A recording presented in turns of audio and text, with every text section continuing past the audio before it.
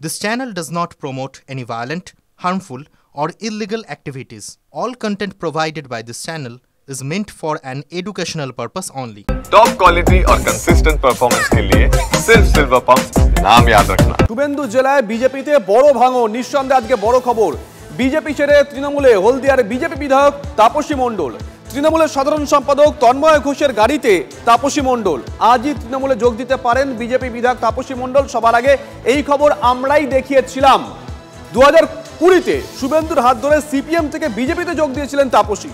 24-এর লোকসভা ভোটের পর থেকে শুভেন্দুর সঙ্গে দূরত্ব শুরু হয়। সাংগঠনিক জেলা সভানেত্রীর পদ থেকে তাপসীকে সরানোর জল্পনা তুঙ্গে উঠেছিল বিগত কয়েকদিন ধরে। বিজেপি শ্রমিক সংগঠনে গুরুত্বহীন হয়ে পড়েন তাপসী। শুভেন্দুর সঙ্গে তিক্ততা বাড়তে থাকে তাপসীর, এমনটাই বিজেপি সূত্রে খবর। যোগদান করার পর তাপসী মণ্ডল ঠিক কি বলেছেন শুনুন। প্রগতিশীল এই বাংলার মাটিতে যেভাবে বিভাজনের রাজনীতি চলছে, আমরা দেখছি যে সেই বিভাজনের রাজনীতি বাংলার মানুষ প্রত্যাখ্যান করেছে। সেই বিভাজনের রাজনীতি আমার পক্ষে মেনে নেওয়া কঠিন থেকে কঠিনতর হচ্ছিল। বিভিন্নভাবে তার প্রতিবাদ করার পরেও তার কোনো পরিবর্তন হয়নি। মাননীয় মুখ্যমন্ত্রী মমতা ব্যানার্জির সঙ্গে আমি যুক্ত হলাম এবং তার নির্দেশেই হলদিয়ার উন্নয়ন আগামী দিনে করতে পারবো। শুধু হলদিয়া নয়, হলদিয়া সহ পূর্ব মেদিনীপুর জেলার সামগ্রিকভাবে এই বিভাজনের রাজনীতি বন্ধ করে প্রগতিশীল রাজনৈতিক প্রেক্ষাপট প্রতিস্থাপনের জন্য সচেষ্ট হব। 13 বছরে মমতা বন্দ্যোপাধ্যায় আজ বাংলাকে এগিয়ে নিয়ে চলেছেন। তাই আজকে সর্বক্ষেত্রেই বাংলা প্রথম স্থান দখল করছে।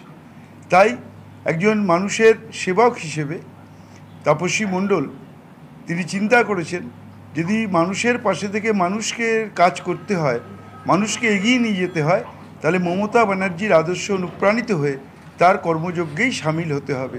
তাই তিনি আজকে আমাদের তৃণমূল কংগ্রেসে তিনি যোগদান করলেন। এদিকে তাপসীর দলত্যাগকে গুরুত্ব দিতেই নারাজ শুভেন্দু অধিকারী। 26-এ হলদিয়ার বিধায়ককে ভোটে হারানোর চ্যালেঞ্জ বিরোধী দলনেতার। আমি 1 মাস আগে জানি আমার ঘর গোছানো আছে, সঙ্গে কাউকে পাবে না, পাইনি। জেলা সভাপতি ছিলেন তো, জেলা সভাপতি সে কোথায় করা হয়েছে নীতি মেনে দিব্যেন্দু অধিকারী এক্সিস্টিং এমপিকে ক্যান্ডিডেট করতে না বলি, তা পার্টি নিয়ম করেছে বিধায়কদের জেলা সভাপতি করব না। তুমি কে? তোমাকে রাখতে হবে। বাকি 4 জন এমএলএ মেনে নিয়েছে। তোমার এত লোভ, তুমি মেনে নাওনি, তোমাকে হারাবো। তৃণমূলের লোকরাই হারিয়ে দিবে, কোনো দল আমাদের বিজেপিকে কিছু করতে হবে না। হলদিয়ার যে কটা তৃণমূলের লোক আছে ওরাই হারিয়ে দিবে। তৃণমূল থেকে কেউ এলে নেবেন? কাউকে তৃণমূল থেকে আমি নেওয়ার মালিক নয়, কিন্তু বিজেপির যে হিন্দু ভোট ব্যাংক তারা চায় না তৃণমূলের কোনো প্রথম সারির টেন্টেড লোককে, অত্যাচারী লোককে তারা বিজেপিতে এসে টিকিট পাক বা নেতৃত্ব দিক চায় না। 2021-এ যে মুড়ি মুড়কির মতো নেওয়া, সেটা কি আপনাদের ভোটে পাবলিক বলে, আমি বলছি না, পাবলিক বলে। পাবলিক যে ঠিক প্রমাণ হয়েছে তো, মুকুল রায়, রাজীব ব্যানার্জি, সব্যসাচী দত্ত, প্রবীর ঘোষাল, প্রমাণ হয়েছে তো, বিশ্বজিৎ দাস, জনগণ ঠিক বলেছিলেন। সেটা মেনেই চলা উচিত পার্টিকে, কিন্তু ডিসিশন মেকার আমি নই। সেটা পার্টির যারা আছে, এটা ন্যাশনাল পার্টি, অনেক রকম পার্টির যারা প্রভারী, ইনচার্জ, সর্বোপরি পার্টির একটা টিম আছে, এককভাবে সিদ্ধান্ত নেওয়া যায় না। জঞ্জাল ভ্যাটে চলে গেছে ও দুর্নীতিগ্রস্ত, চেম্বার থেকে বের করে দিয়েছিলাম। তাপসী মণ্ডল বিজেপি ছাড়তেই কটাক্ষ তমলুকের সাংসদ অভিজিৎ গঙ্গোপাধ্যায়। চলে গেলেন একটা জঞ্জালের ভ্যাটে গিয়ে পড়লো, এতে কার কেস হয়ে যাবে? তর্কাতর্কি তো হয়েছিল, আমি আমার চেম্বার থেকে বার করে দিয়েছিলাম। কোনো দুর্নীতিগ্রস্ত মানুষের সঙ্গে মানুষের লেকচার শুনতে আমি রাজি নেই। তৃণমূলে যোগ দিয়েই শুভেন্দু অধিকারী ও সাংসদ অভিজিৎ গঙ্গোপাধ্যায়কে জবাব দিয়েছেন হলদিয়ার বিধায়ক তাপসী মণ্ডল। হলদিয়ার মানুষ আমাকে বিশ্বাস করে। আমি মনে করি হলদিয়ার মানুষ এখনও আমার এই কাজে তারা স্বতঃস্ফূর্তভাবে সমর্থন করবে আমাকে। আমি মানুষের বিশ্বাস নিয়েই আগামী দিনে মানুষের কাজ করব। কেন কেন কাকে দায়ী করবেন? শুভেন্দু বাবু না অভিজিৎ গাঙ্গুলি, কে দায়ী দল চালার জন্য? নেতৃত্ব যদি দেয় পূর্ব মেদিনীপুরে শুভেন্দু বাবু, তো দায় তো শুভেন্দু বাবুরই বটে। অভিজিৎ গাঙ্গুলি নিয়ে কি বলবেন? অভিজিৎ গাঙ্গুলি বাইরে থেকে প্রথম এসছেন, হলদিয়া সম্পর্কে কিছু জানেন না। ওনাকে যা বলানো হচ্ছে উনি তাই বলছেন। ওনাকে সামনে রেখে, শিখণ্ডীর মতো ওনাকে সামনে রেখে প্রেক্ষান্তরে আমাদের অবমাননার কাজ চলছিল, আমরা সেটা। শুভেন্দু বাবুর খাস তালুকে বিজেপি ছেড়ে তৃণমূলের টিকিটে দাঁড়িয়ে লড়াই করা 26-এ টাফ হবে না? হলদিয়াতে শুভেন্দু বাবু যখন তৃণমূলের একদম মধ্যগগনে ছিল, তৃণমূলের নেতা ছিলেন, তখনও হলদিয়াতে শুভেন্দুবাবু জিততে পারেননি। তাই শুভেন্দুবাবু হলদিয়ার মানুষকে চেনেন না, হলদিয়ার মানুষ মন বোঝে না, হলদিয়ার মানুষের মন পড়েন না। আমি হলদিয়া আজ সেটা আমি বুঝে নেব। উনি এখন দেখুক কাকে টিকিট দেবেন, উনি কাকে টিকিট দিয়ে জেতান, ওনার দায়িত্বটা থাকবে। অর্থ সংকটে জর্জরিত কলকাতা পুরসভা। গত 2.5 মাস ধরে 100 দিনের কর্মীদের মজুরি বন্ধ।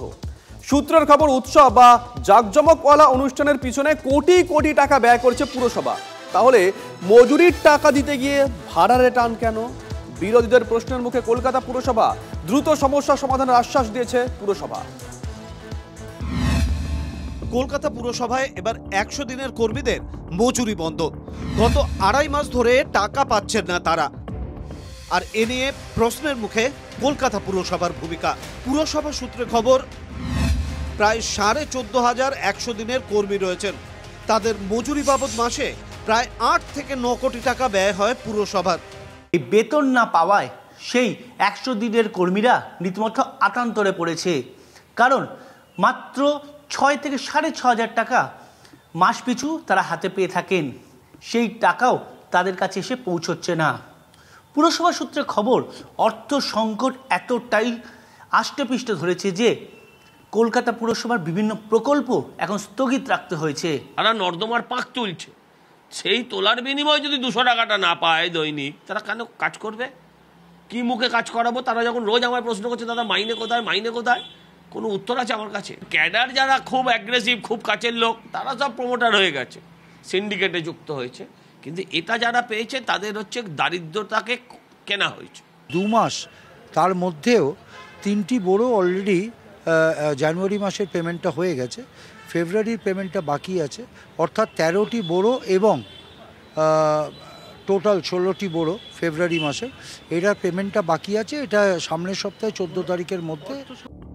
সূত্রের খবর, পুরসভার স্থায়ী অস্থায়ী কর্মীদের বেতন ও অবসরপ্রাপ্ত কর্মীদের পেনশন দিতে মাসে প্রায় 133 কোটি টাকা খরচ হয়। প্রায় 18,000 স্থায়ী কর্মীর জন্য মাসে 78 কোটি, 20,000 অস্থায়ী কর্মীর বেতন বাবদ খরচ হয় 15 কোটি টাকা। প্রায় 35,000 অবসরপ্রাপ্ত কর্মীর জন্য মাসে খরচ হয় 40 কোটি টাকা।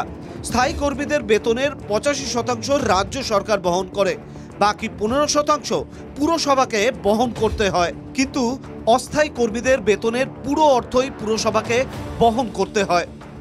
সূত্রের খবর, 2022 সালের 1 এপ্রিল থেকে এখনো পর্যন্ত কলকাতা পুরসভার কাছে ঠিকাদার সহ বিভিন্ন পাওনাদারদের বকেয়ার পরিমাণ 894 কোটি টাকা। অথচ বিভিন্ন অনুষ্ঠানে দেদার খরচে রাশ টানার কোনো লক্ষণই নেই। সূত্রের খবর, গত সেপ্টেম্বরে নেতাজি ইন্ডোরে পুজো কমিটিগুলোকে নিয়ে মুখ্যমন্ত্রীর অনুষ্ঠানে প্রায় 1 কোটি টাকা পুরসভার ভাড়ার থেকে ব্যয় হয়েছে। 12ই মার্চ প্রাক দোল উৎসব পালিত হবে ধনধান্য অডিটোরিয়ামে, সেখানেও পুরসভার লাখখানেক টাকা ব্যয় হওয়ার সম্ভাবনা রয়েছে।